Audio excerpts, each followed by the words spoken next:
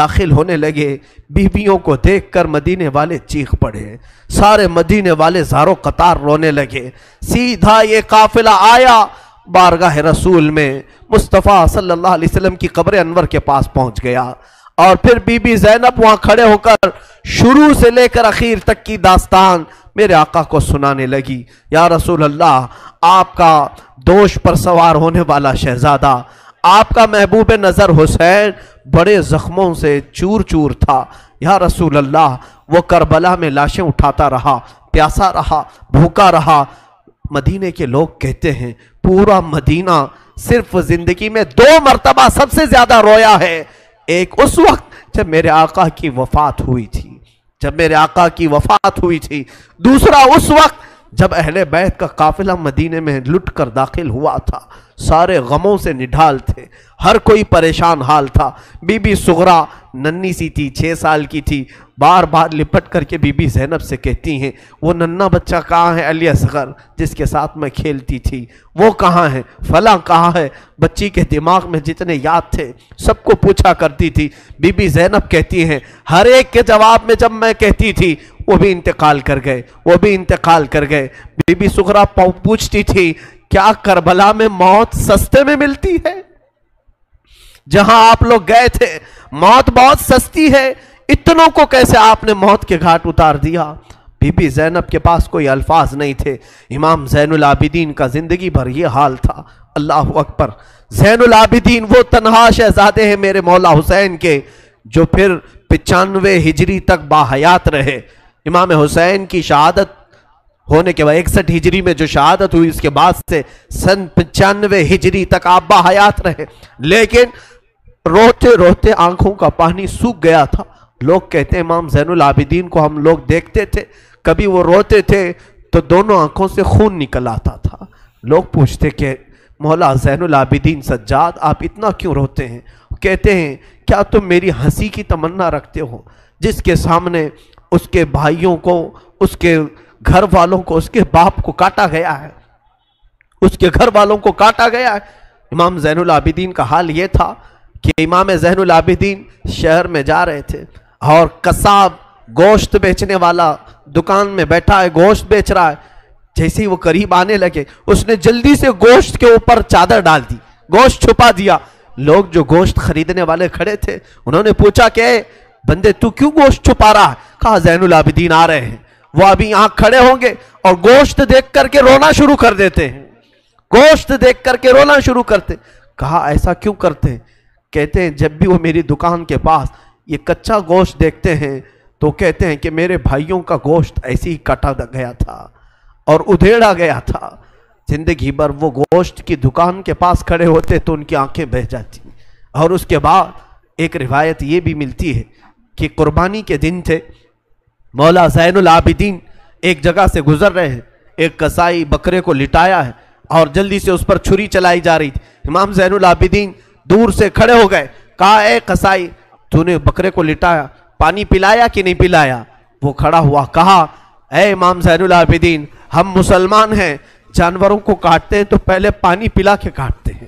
امام زین العابدین نے کربلا کی طرف منہ کیا، کہا مولا حسین مسلمان جانوروں کو پانی پلا کے کاٹتے ہیں، جانوروں کو پانی پلا کے کاٹتے ہیں، مگر اہل بیت کے کسی شہزادے کو ایک گھونٹ بھی پانی نہیں پلایا گیا اور انہیں ویسی پیاسا شہید کیا گیا ہے، پیاسا کاٹا گیا ہے۔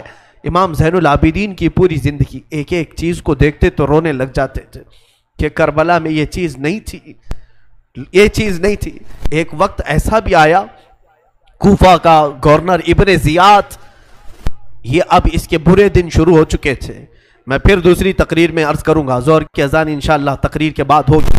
آج سارا مجمع یہاں پر ہے اور انشاءاللہ بغیر نماز پڑھے ہم تو یہاں سے جائیں گے نہیں، اور اذان لوگوں کو جمع کرنے کے لیے ہوتی ہے، جو آلریڈی جمع ہیں پھر انہیں کیا جمع کیا جائے۔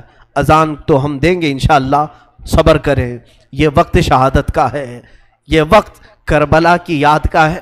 مولا حسین کے یہ شہزادے امام زین العابدین رضی اللہ تعالیٰ، زندگی بھر آپ کے حالات یہ تھے کہ کبھی کچا گوشت دیکھیں تو رو پڑے، کسی جانور کو ذبح ہوتے دیکھیں تو رو پڑے۔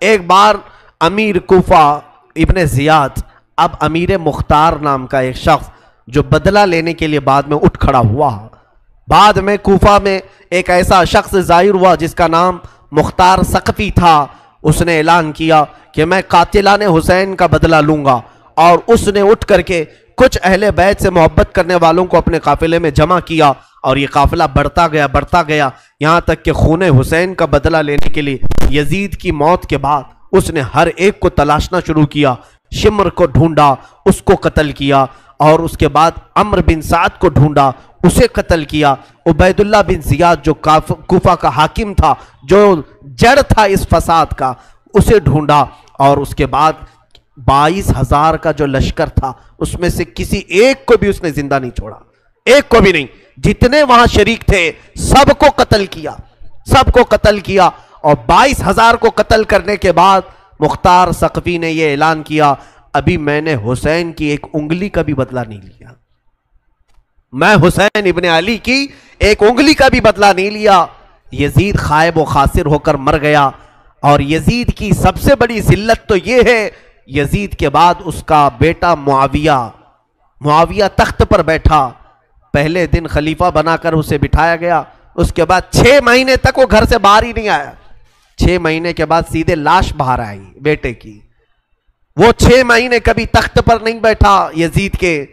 لوگ کہتے تھے کہ معاویہ آپ یزید کے جانشین ہیں، وہ نیک شہزادہ تھا، دیکھیں اللہ کی مصلحت کیسی، صحابی کے پیٹ میں یزید پیدا ہوا، یزید کے پیٹ میں معاویہ، پھر اچھا شہزادہ پیدا ہوا، نیک تھا۔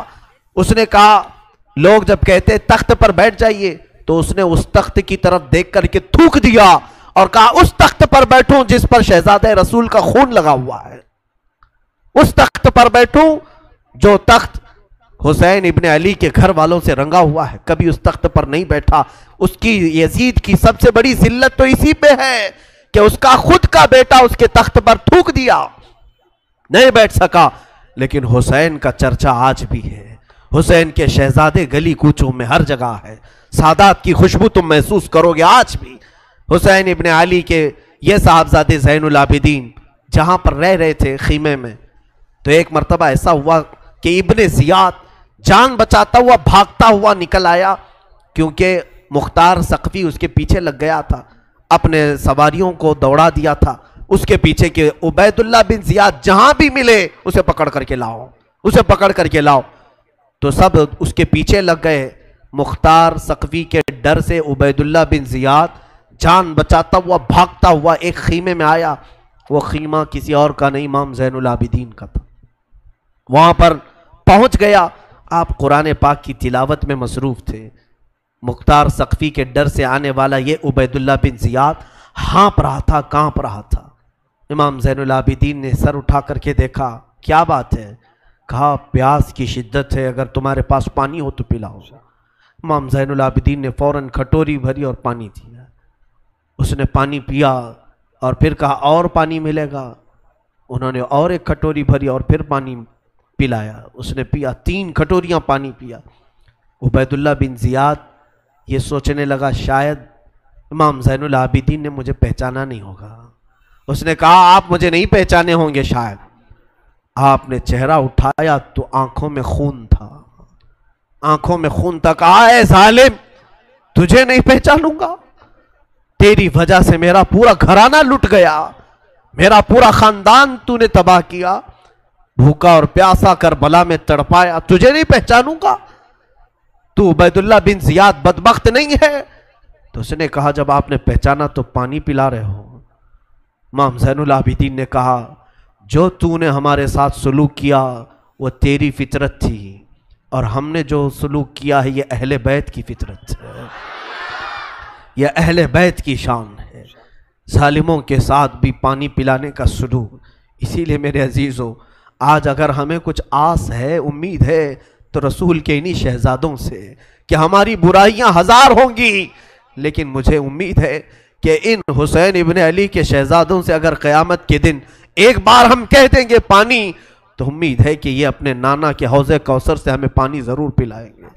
تذکرہ کرو حسین کا، تذکرہ کرو اہل بیت کا، اور علی کے شہزادوں کا یقیناً حوض کوثر پر انہی کا قبضہ ہے۔ میرے آقا صلی اللہ تعالیٰ علیہ وسلم اپنے ہاتھ سے جسے چاہیں گے پانی پلائیں گے۔ ان کے گھر والوں کو ستا کر کے تم پانی قیامت کے دن کس منہ ہوگے، پیاس بجھاؤ گے؟ امام زین العابدین نے اس وقت بھی پانی پلایا۔ میرے عزیزوں، اس کے بعد ایسا نہیں کہ اسلام ختم ہو گیا، امیہ کی خلافت چلتی رہی۔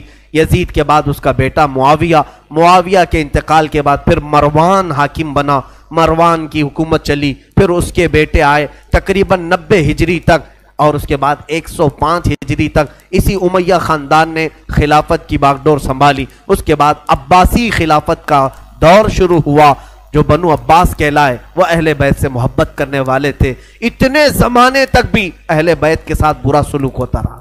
امیہ کے پورے جتنے خلفاء آئے انہوں نے اہل بیت کے ساتھ کوئی اچھا سلوک نہیں کیا۔ امام باقر کے ساتھ، امام جعفر صادق کے ساتھ، امام موسیٰ کاظم کو 12 سال تک قید میں رکھا گیا تھا، ان کو زہر پلایا گیا تھا، کوڑے مارے گئے تھے۔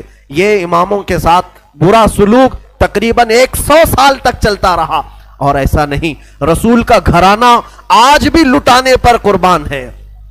آج بھی اگر کوئی بات آ جائے تو دیکھنا رسول اللہ کی جو اصلی آل ہوں گے، اصلی اولاد ہوں گے، وہ قیادت کے لیے آگے بڑھیں گے اور اپنا سر بھی پیش کریں گے۔ ہندوستان کی فتح میں سلطان محمود غزنوی کے قافلے میں 2 شہزادے ایسے تھے کہ یہ قلعے کے پھاٹک پر، یہاں جب سلطان محمود غزنوی حملہ کے لیے آتے تھے، ہاتھیوں کو دوڑاتے تھے، اور جو قلعہ تھا یہاں ہندوستان کا جس کو فتح کرنا تھا، اس قلعے کے پھاٹک پر نوکیلے کیل لگے ہوئے تھے، ہاتھیوں کے سروں میں گھس جاتے تھے تو وہ ہاتھیاں چیخ کر کے پیچھے آ جاتی، قلعہ فتح نہیں ہوتا تھا۔